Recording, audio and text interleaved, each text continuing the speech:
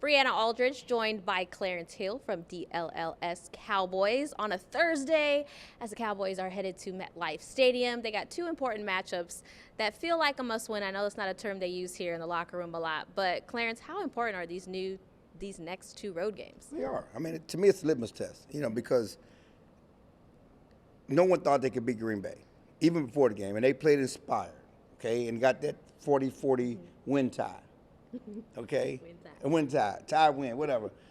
They got that, but they played inspired football. Now, can you keep that up? Can you continue to go and play that similar style against a winless Jets team that's desperate? And we've seen this before. We've seen the Cowboys earlier in the season. Dak talked about it today. Go up to New York and lose to a bad Jets team, a winless Jets team, because they didn't have the same energy, the same fire, and it's important that they bring that. Yeah, if you're going to make some out of your season, and I can be jaded a little bit, but we felt good about, and they felt good, and Cowboy fans have felt good about them losing close to Philadelphia and tying Green Bay.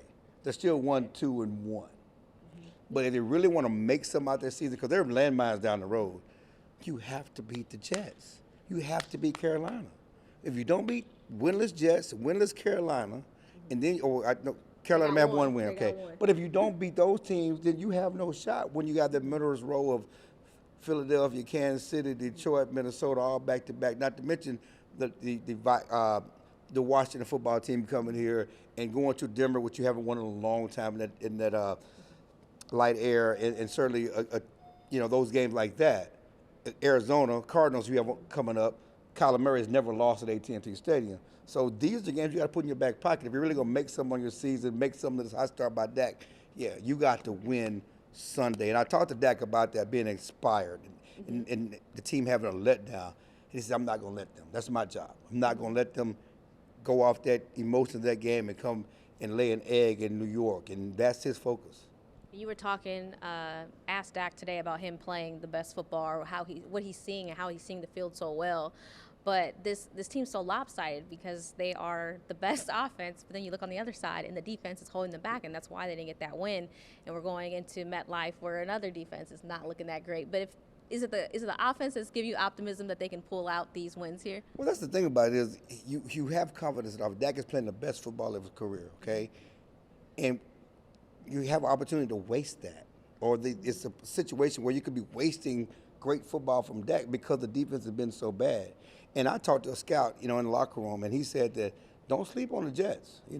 They can make plays on you. The defense is not bad, and offensively they can make plays. If you don't cover, they can make plays. That's something that this defense is giving up big plays in the secondary. The quarterback is a running around guy, but he was pretty accurate last week. Had a decent game last week. If they don't turn the ball over and commit penalties, they're in this game because of the defense. And so, yeah, it's incumbent on Dak playing at MVP level, okay? Shotty said it Sunday. The numbers back it up. There's no quarterback in the league playing better football than Dak Prescott. That includes Patrick Mahomes and all those bigger names and Super Bowl quarterbacks. No one's playing better than Dak. No one is seeing the game better. He talked about being as confident as ever was. And I walked off the podium with him, walked to his locker, and I said, can you keep it up? He used the curse word. He said, hell yeah. He didn't say hell. He said something else. Yeah, he said something. And he said, you can use that. He said, yeah, I can. Yeah. And it's like, I feel like I can get even better. I'm just scratching the surface and understand that Dak is performing and played as well as he did against Green Bay without CeeDee Lamb, without two starting offensive linemen, okay? And so he's confident seeing the field and getting the ball to everybody. I was just about to say what you just said at the end there, because he's doing it without CeeDee Lamb and two starting offensive linemen. Now, we don't know how Tyler Smith is feeling.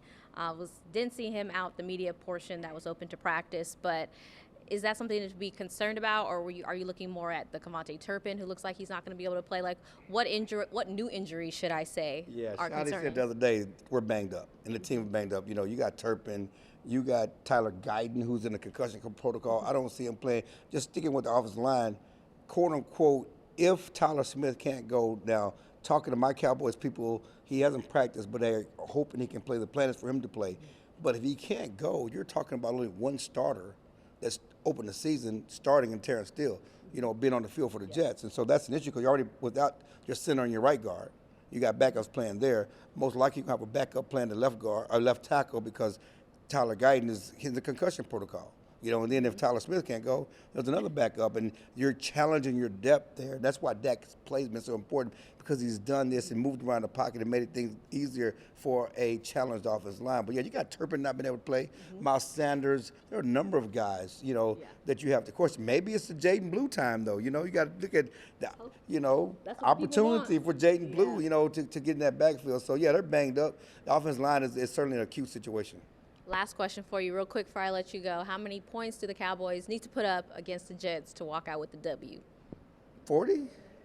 40 burger? Isn't that the only win and the only tie win they got when they put up 40? 40 burger. All right. Get a 40, right? That's the number, right? I think they can do it against this Jets defense. They better be able to do it. 40 burger. That's going to do it for Clarence Hill, for Brianna Aldridge.